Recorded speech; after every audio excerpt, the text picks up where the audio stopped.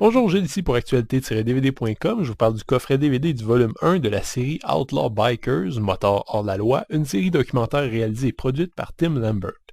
Outlaw Bikers dresse le portrait de différents célèbres gangs de motards hors la loi, des Hells Angels aux Banditos en passant par les Mongols. On y révèle également certaines des opérations policières de surveillance et d'infiltration les plus importantes qui ont été tentées envers ces bandes. Vous savez, le genre d'émission sensationnaliste avec une grosse voix et de la grosse musique et des images spectaculaires présentées 36 fois d'affilée au ralenti et qui font le gros de la programmation nocturne du Canal D. Outlaw Bikers, c'en est l'exemple parfait.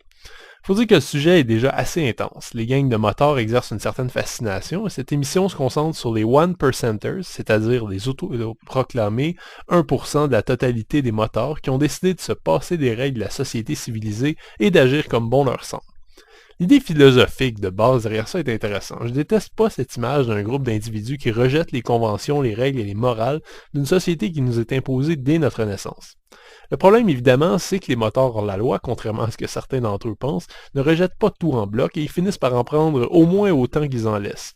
C'est quand même une société civilisée avec des règles et des lois qui a permis de leur construire des routes, des maisons et même, si on va jusqu'au bout, des motos et des bières. Enfin bref, le sujet reste fascinant d'un point de vue anthropologique et aurait peut-être bénéficié d'une approche moins tonitruante. Reste que la série, même avec ses effets de montage un peu dépassés, sa musique de rock en stock générique et ses répétitions incessantes, demeure très efficace. J'ai donc pas eu de difficulté à suivre chaque épisode avec un œil amusé et intéressé. C'est qu'au-delà du contenant un peu clinquant, Outlaw Bikers propose un contenu réel surprenant. J'ai été étonné dès les premiers épisodes de voir que cette série n'est pas simplement un portrait des différentes bandes américaines de motards, mais s'intéresse dès qu'elle le peut aux procédures policières qui ont permis d'arrêter plusieurs de leurs membres. Laissez-moi vous dire que ces procédures sont le point le plus génial des documentaires. On y en apprend beaucoup sur la vie de ces agents infiltrés qui se font passer pour des motards aux dépens de leur vie. Sérieusement, je peux pas imaginer un métier plus pourri que celui d'agent infiltré. Leur vie est constamment en jeu, le stress est absolu, la vie privée est réduite au minimum. Ils doivent mener une existence de criminels sans l'apprécier, se faire des amis pour mieux les trahir, etc. Selon moi, les 2 premiers épisodes restent les meilleurs et les plus poignants. Et, chose rare pour ce type de documentaire, les reconstitutions ne sont pas trop énervantes. À la limite, j'aurais préféré que la série en fait se penche sur les agents infiltrés plus que sur les motards. Tant les anecdotes sont étonnantes à ce niveau, alors qu'on n'en apprend pas des masses sur la vie des motards criminels en tant que tels. Donc, revente de drogue, d'armes à feu, règlement de compte violent, sexisme omniprésent.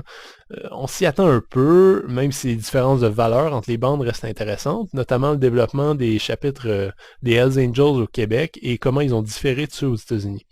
Seul le dernier épisode, se concentrant sur les motards one percenters féminins, arrive à surprendre vraiment et offre une scène de mariage entre 2 motards assez surréaliste.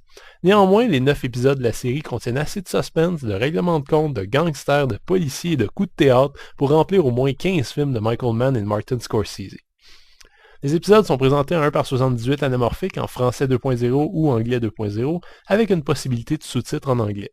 Contrairement à ce qui est écrit sur la boîte, c'est pas un ensemble de 3 DVD mais bien de 6 DVD, ce qui s'explique par le fait que les versions françaises et anglaises se retrouvent sur des disques séparés. À part cette surabondance de DVD, il n'y a aucun bonus inclus. Motards hors la loi aurait pu s'appeler Motards hors la loi versus policiers. Presque tous les épisodes se concentrent à la fois sur les motards criminels et sur les policiers qui tentent de les prendre sur les faits.